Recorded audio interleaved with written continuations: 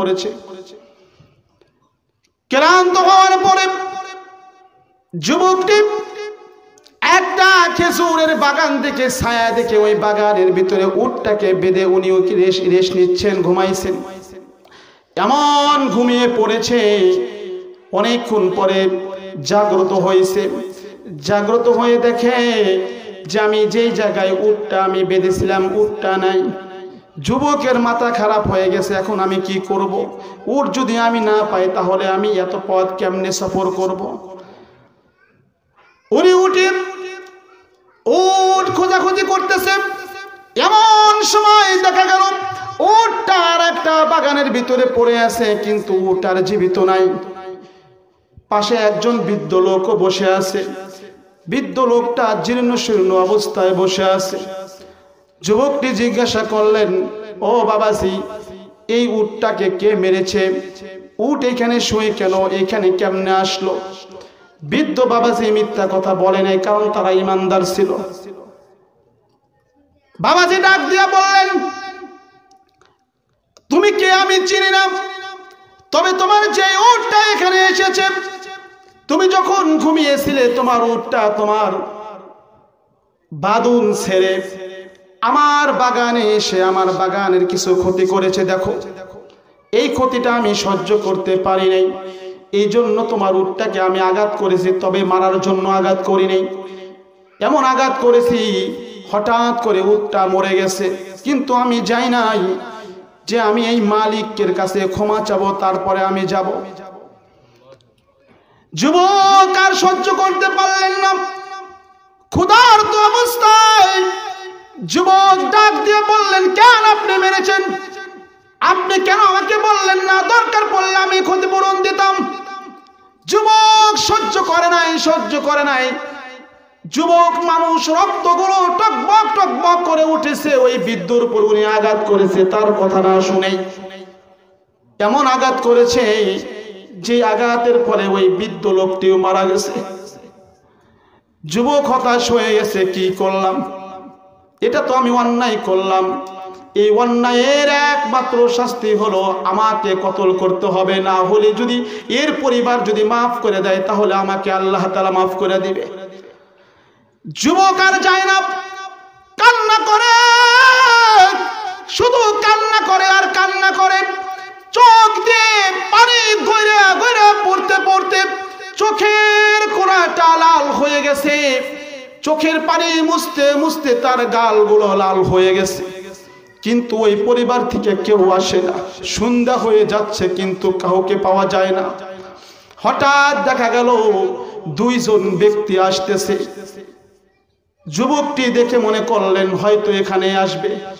হাঁটি হাঁটি পা পা করে আসলেই সত্যিকারের ওই যে দুইটি সন্তান যে আসে, ওই দুইটি হলো এই বৃদ্ধর সন্তান। কাছে আসলেন, দেখে তার বাবা শুয়ে আছে।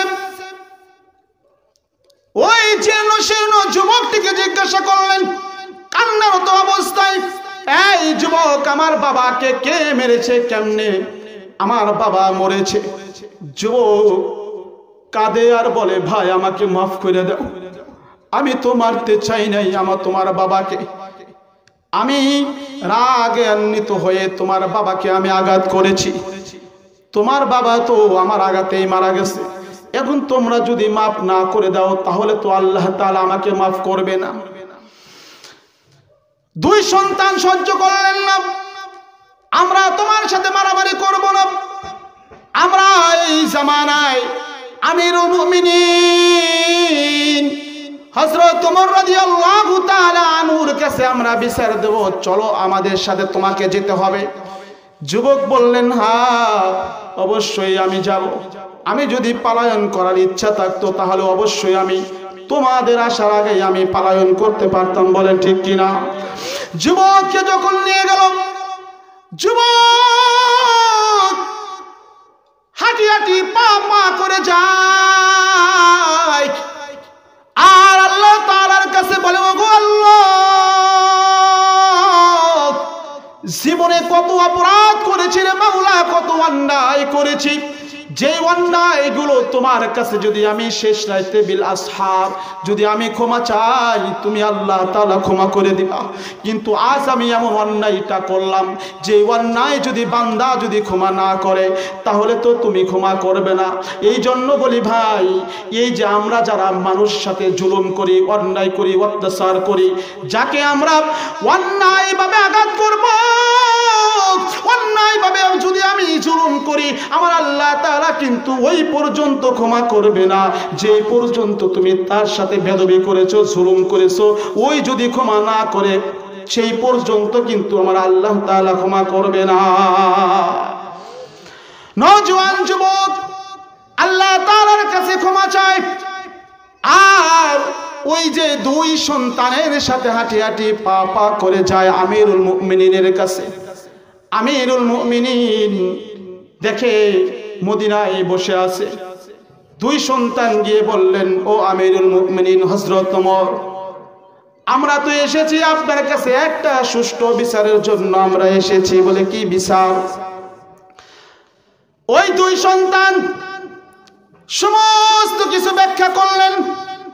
যে এই যে যুবককে আপনি দেখতেছেন, এই যুবকটা আমার বাবাকে মেরেছে, হত্যা করেছে। যুবককে বললেন, তুমি কি জন্য হত্যা করেছো? যুবক সমস্ত ঘটনা খুলে বললেন, ওগো আল্লাহর পয়গম্বরের সাহাবী আমিরুল মুমিনিন, আমি এমনি এমনি হত্যা করি নাই, তবে আমি অন্যায় করেছি, এটা সঠিক। আমিরুল মুমিনিন বললেন, এই যুবক, তুমি কি জানো না তুমি যে অন্যায়টা করেছো, এই অন্যায়ের সর্বনিম্ন শাস্তি হলো তোমাকে কতল করতে হবে? যুবকটি বলে, হ্যাঁ আমি জানি, এছাড়া দ্বিতীয় কোনো আমার ক্ষমা নাই। যুবকটি কান্না করে আর বলে, আমিরুল মুমিনিন, আপনি যেই শাস্তি দিবেন ওই শাস্তি আমি মেনে নেব। আল্লাহর পয়গম্বরের সাহাবী আমিরুল মুমিনিন সমস্ত সাহাবায়ে কেরামদেরকে ডাক দিয়া বললেন, ও সাহাবায়ে কেরাম, তোমরা সবাই আসো। এসে যখন বললেন, আমিরুল মুমিনিন বললেন, এই যে যুবকটাকে তোমরা দেখতেছো, এই যুবকটা তো একজন বৃদ্ধকে হত্যা করেছে, তাহলে এর বিচার কবে করা হবে? বলে, এর বিচার তো আপনি যেদিন রায় করবেন ওই দিনটাই করা হবে। ওই সময় আমিরুল মুমিনিন বললেন, এই যুবক, তোমার কোনো শেষ ইচ্ছা আছে নাকি? তোমার কোনো কথা আছে নাকি? তুমি বলো। নওজোয়ান যুবক, ও আমার মুসলমান ভাইরা, ও আমার বাবাজিরা, সুন্দর করে শোনেন। নওজোয়ান যুবকটা চিৎকার দিয়ে কান্না করে বলে, আমিরুল মুমিনিন, আমার কোনো দুনিয়াবে কোনো আশা নাই, তবে আমার একটা কথা আছে।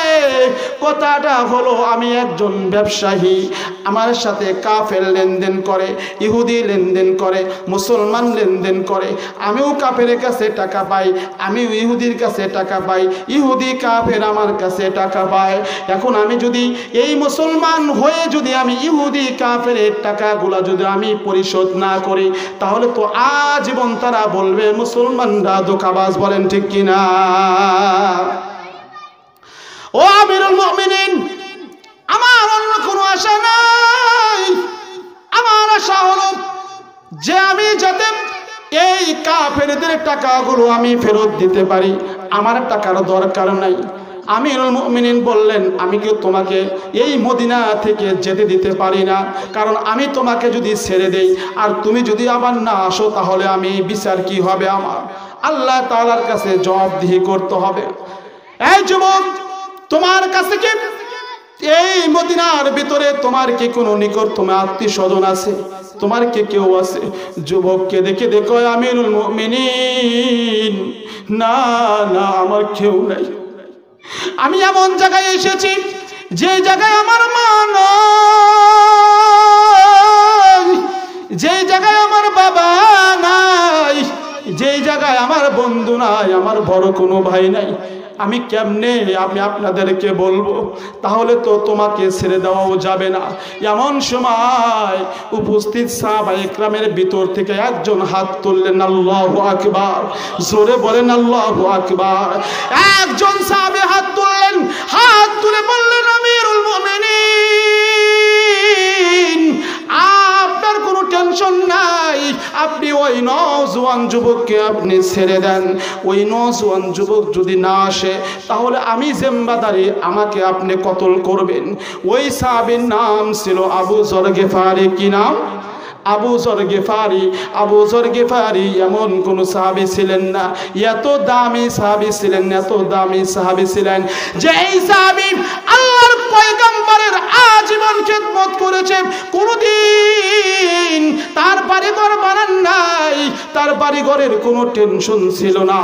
এই আবু যর গিফারি আল্লাহর পয়গম্বরের খেদমত করছে, নিজের কোনো সম্পদ উনি করেন নাই।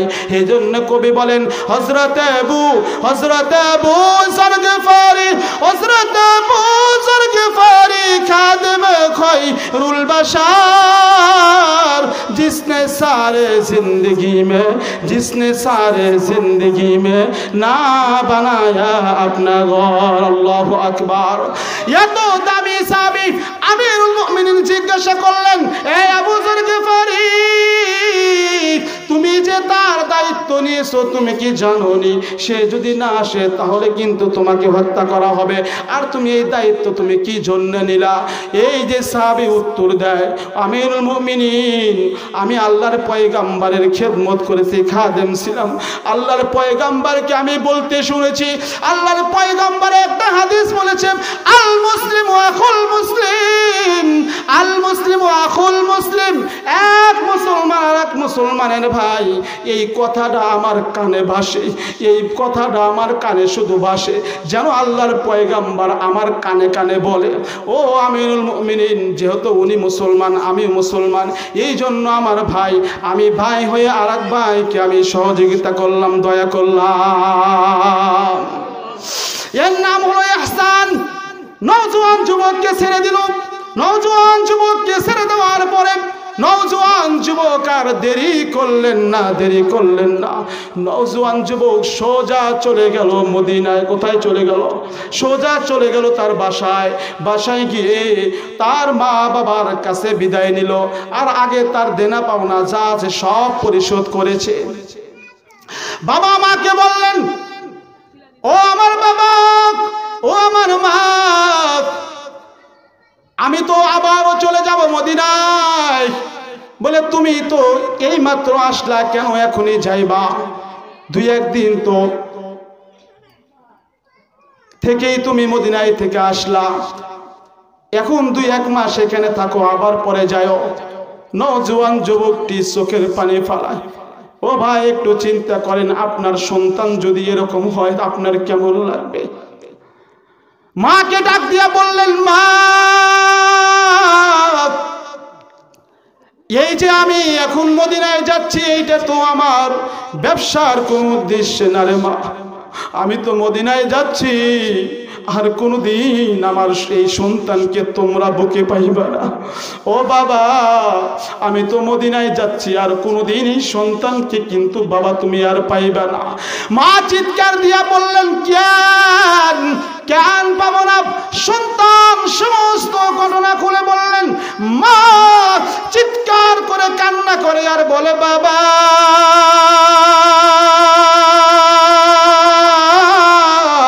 দুনিয়ার শাস্তি তো এর অল্প শাস্তি, বাবা গো, কোনো টেনশন নাই। মার মন তো মানে না, একবার চোখের পানি মোছে, আবার সন্তানকে বুকে জড়ায়া ধরে। সন্তান চিৎকার মারে, বাবা জড়ায়া ধরে, বাবা চিৎকার মারে, সন্তান জড়ায়া ধরে। বাবা মা তো বলে যাও, কিন্তু মন তো মানে না।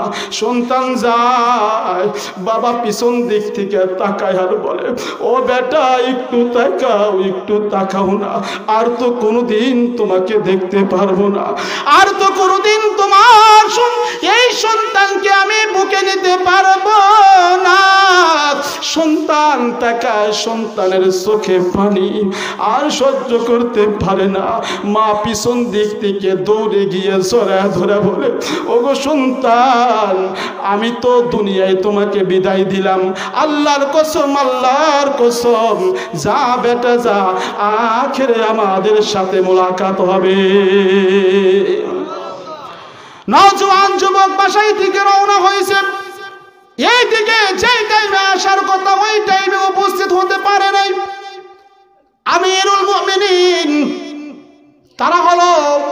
ইনসাফওয়ালারা ইনসাফওয়ালা বিচারের কাষ্ঠ দাঁড় করাইছে। সমস্ত মদিনার লোকজন উপস্থিত হয়েছে, জল্লাদকে খবর দিয়েছে জল্লাদ মৃত্যুর কাষ্ঠ রেডি করে ফেলো। জল্লাদ সব কিছু রেডি করেছে। যখন টাইম হয়ে গেছে আবু যর গিফারিকে ডাক দিয়েছেন। আল্লাহু আকবার। আবু যর গিফারিকে ডাক দেওয়া হলো। আবু যর গিফারি, ও আমার ভাইরা, একটু সুন্দর করে শোনো। দেখো সাহাবায়ে কেরাম কত উদার মনের মানুষ, তাদের দয়া কত। আবু যর গিফারিকে ডাক দিয়েছেন। আবু যর গিফারি মুখ দিয়ে শুধু মুস্কি মুস্কি হাসে, আর অন্যান্য সাহাবায়ে কেরামরা কান্নায় ডল ফেলেছে, সবার চোখে পানি, আর বলে, ওগো আল্লাহ, আমাদের ভিতর থেকে এত সুন্দর একজন সাহাবীকে তুমি নিয়ে যাচ্ছ। সবাই চিৎকার করে করে কান্না করে, এমন সাহাবী আর জীবনে কোনোদিন আসবে না, যার কোনো দোষ ছিল না, এই শুধুমাত্র দয়া করার কারণে তাকে আজকে হত্যা করা হবে। সমস্ত সাহাবায়ে কেরামরা কান্না করে। আবু যর গিফারি যায়, হাঁটি হাঁটি পা পা করে যায়, মৃত্যুর কাষ্ঠে দাঁড়ায়া গেছে। জল্লাদকে হুকুম দেওয়া হলো। আমিরুল মুমিনিন বললেন, এই জল্লাদ যা, ওই যে আবু যর গিফারিকে হত্যা করে ফেল। জল্লাদকে যখনই বলেছে, জল্লাদ এক পা গায় আর এক পা পিছায়, এক পা গায় আর এক পা পিছায়। আমিরুল মুমিনিন বললেন, এই জল্লাদ তুই কেন যাস না? জল্লাদ কিছুক্ষণ পরে চোখের পানি মুছে আর বলে, আমিরুল মুমিনিন, আমি এই নিরপরাধ মানুষকে আমি হত্যা করতে পারবো না, আমি একে হত্যা করতে পারবো না। আমিরুল মুমিনিন বললেন, এই আমি তো তোমাকে হুকুম দিয়েছি, আমি এখনকার বাদশাহ, আমি তোমাকে হুকুম দিলাম, তোমাকে হত্যা করতেই হবে। জল্লাদ চোখের পানি মুছে আবু যর গিফারির কাছে যায়, কিন্তু তার তরোয়ারটা ওঠে না। সবাই কান্নার ঢল নেমে গেছে, কান্নায় ময়দানটা জর্জরিত। এমন অবস্থায় একজন সাহাবী চিৎকার দিয়ে বললেন, ওগো আমিরুল মুমিনিন, আপনি একটু অপেক্ষা করবেন। কাকে যেন দেখা যায় মদিনার, ওই দেখেন দুলাময় বালুগুলি উড়ায়া উড়ায়া আসে, কে যেন আসে, একটু অপেক্ষা করেন। কিছুক্ষণ পরে দেখা গেল ওই যে যুবক মদিনার বালু উড়াইতে উড়াইতে আল্লাহর পয়গম্বরের সাহাবী হযরত আমিরুল মুমিনিন ওমর রাদিয়াল্লাহু তাআলা আনহুর কাছে চলে আসলো। আল্লাহু আকবার।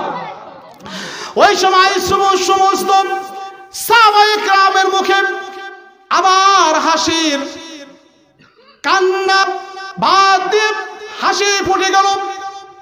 আর চিন্তা করলো আমিরুল মুমিনিন, এখন তো আপনি দোষী ব্যক্তিকে পেয়েছেন, আপনি এই ব্যক্তিকে এখন আপনি মৃত্যু কাষ্ঠে দাঁড় করান, আপনার বিচার আপনি করে ফেলেন, কতল করে ফেলেন। এমন সময় নওজোয়ান যুবককে জিজ্ঞাসা করলো, তোমার কেন দেরি হয়েছে? নওজোয়ান যুবক চিৎকার করে কান্না করে আর বলে, ও আমিরুল মুমিনিন, আমি ইচ্ছা করে দেরি করি না, আমি যেহেতু উঠে সফর করেছি, উটের জিনপোষ যার উপরে বসে ওইটা একটু সমস্যা হয়েছিল, যার কারণে আমার একটু দেরি হয়ে গেছে। আমিরুল মুমিনিন, এখন তো আর কোনো দ্বিধা নাই। আবু যর গিফারিকে জড়ায় ধরে কান্না করে আর বলে, ও আমার ভাই, তুমি যেই দয়া আমার উপর করেছো, যেই দয়া দেখাইছো, ভাই গো, আমাকে ক্ষমা করে দিও, ক্ষমা করে দিও। ওই যে নওজোয়ান যুবককে মৃত্যুর কাঠগড়ায় দাঁড় করায় দিবে, দাঁড় করাইছে। এমন সময় ওই যে দুইজন বাদী, কয়জন বাদী ছিল? দুইজন বাদী ডাক দিয়ে বললেন, আমিরুল মুমিনিন, আপনার এই নওজোয়ান যুবককে হত্যা করা লাগবে না। আমিরুল মুমিনিন বললেন, কেন হত্যা করা লাগবে না? বলে, আমরা এর বিচার আমরা পেয়ে গেছি। আল্লাহু আকবার।